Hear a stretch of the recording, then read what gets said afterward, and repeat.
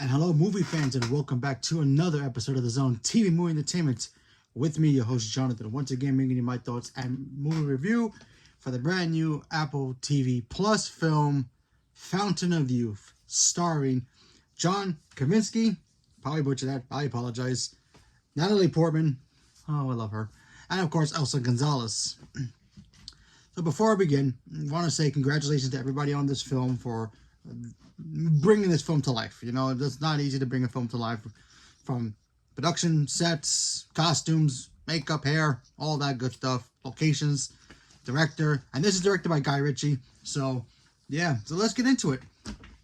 So Fountain of Youth tells the story of John Krasinski's character, where he's, you know, he comes from a family that, you know, are explorers. You know, they go around the world looking for treasure, looking for artifacts, looking for things that are not exactly like conscious to certain people, but to certain other people who are, you know, kind of like looking for things. They're out there and they need to be discovered, you know, like the Fountain of Youth, you know, Atlantis, you know, stuff like that. You know, maybe may not be real, but you know, there are people out there who believe in it. So that's what they're do. So John's character, he goes around to try to find these supposed maps that may lead him to the Fountain of Youth. But, you know, he has a team, you know, he's got his team, but he does need some help. Coming, Natalie Portman, she shows up as, you know, his sister, and, you know, she's an archaeologist. She's not an archaeologist, she's a, art dealer, what do you call it? Art caretaker? Like, she works in a museum and she does art. She knows all the stuff about art. So he brings her in and she gets wrapped up with that as well. While the fact that she's fighting a legal battle for her own child. So there's that. So, you know, they go on this adventure to try to find the Fountain of Youth. They meet this high-tech billionaire who's going to give them all the resources they need to find this information for him, because he's dying. And he wants to use the Fountain of Youth to try to, you know, cure himself. So John takes up the challenge. He brings his sister in. And, you know, their adventure begins. They also got a problem.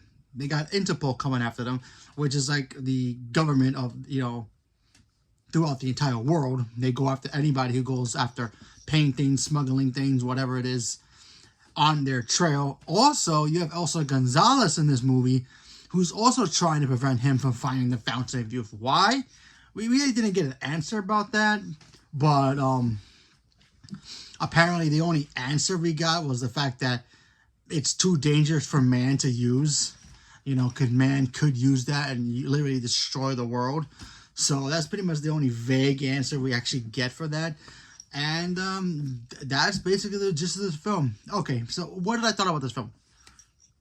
I liked it. You know, it has a very, you know, very adult version of a National Treasure vibe to it. A little bit of Jungle Cruise mixed into it. You know, obviously, John Krasinski is married to Emily Blunt, who did Jungle Cruise, so it's kind of got that vibe going for it. So I thought that was pretty cool. The adventure stuff, the action scenes are pretty dope as well.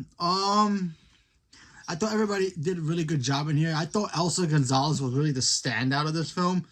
Because honestly, if you would have told me, okay, you got an action film starring John Krasinski, again, I probably butchered his name, apologize, Natalie Portman, in an adventure type film, oh, okay, Natalie's going to have a lot of action scenes.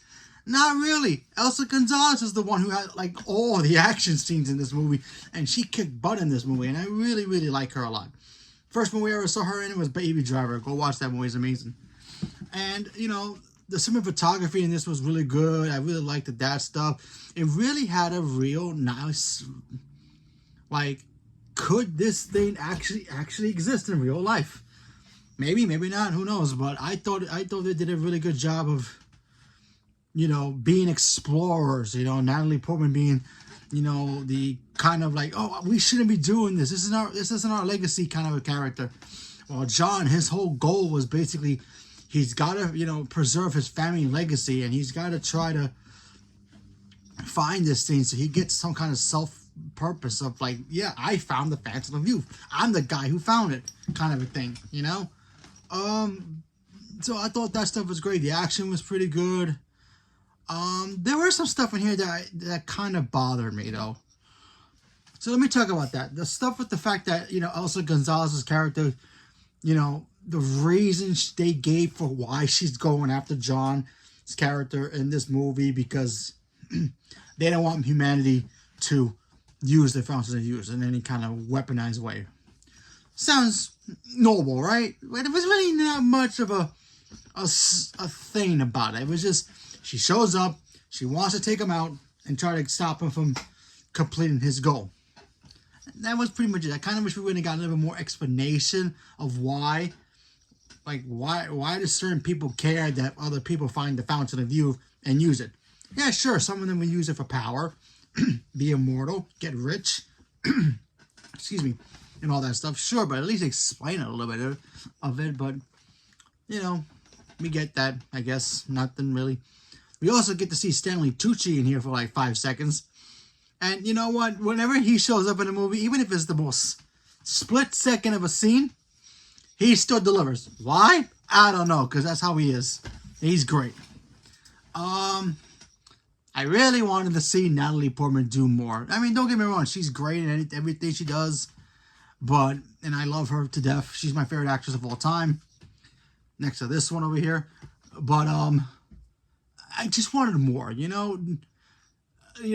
look, I love when Natalie does theatrical films and, get herself nominated for Oscars and stuff like that. But I don't know, I just wanted to do something. I know she's not super in her 20s kind of actor, but she's in her 40s. She still can do some stuff for her own. I mean, Thor was great when she did Thor, but still, I want to see some action from her again. I kind of miss it.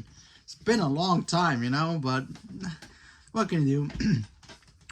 And honestly, I don't know why this is for me. For some weird reason, when I see John Krasinski in a movie and he's playing either an action hero or a goofy character, for some weird reason, I don't know why this is, but he reminds me of Zachary Levi a little bit. The way he just acts and his mannerisms and all that, it just finds it very weird for me. But he was great. I thought, could have got a little bit more from him too. His action scenes were fine, but it was nothing compared to what Elsa Gonzalez did in this movie. She freaking owned those action scenes in this movie. I think she had mostly every single action scene. Like, there's an action scene, she was basically in it. Shooting the bad guys or shooting people in her way. Fighting choreography was great and all that stuff. She did a really good job, so I really applaud her. But, like I said, this movie was just fine. And I also wish this movie was in theaters. I mean, don't get me wrong, I love Apple TV. I think they have some great stuff in there.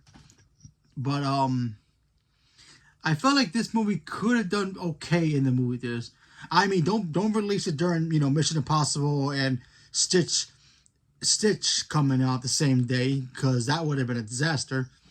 But, you would have put this out in June, when, you have no, superhero films coming out or something. I think it would have done okay. It wouldn't have done monstrous numbers, but it would have been fine.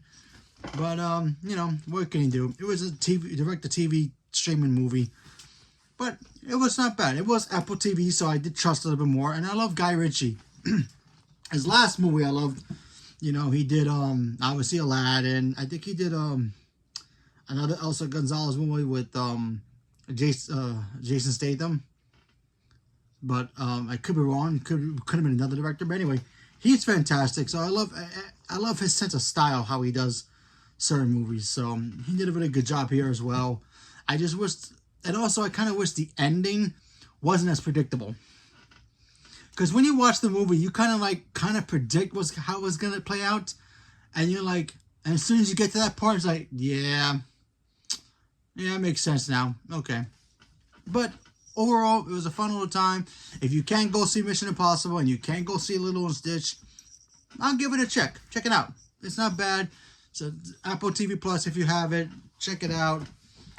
Get a freebie for it to watch it, I guess. It's worth it. It's worth it. But it has those moments where it's like, whatever. So leave a comment below. Let me know what you guys thought about Fountain of Youth. Are you looking forward to seeing this? Not looking forward to seeing it? Don't really care. Wish it was in theaters like I do. Leave a comment below. Let me know. Stay tuned for more. Thank you very much. And have a good day.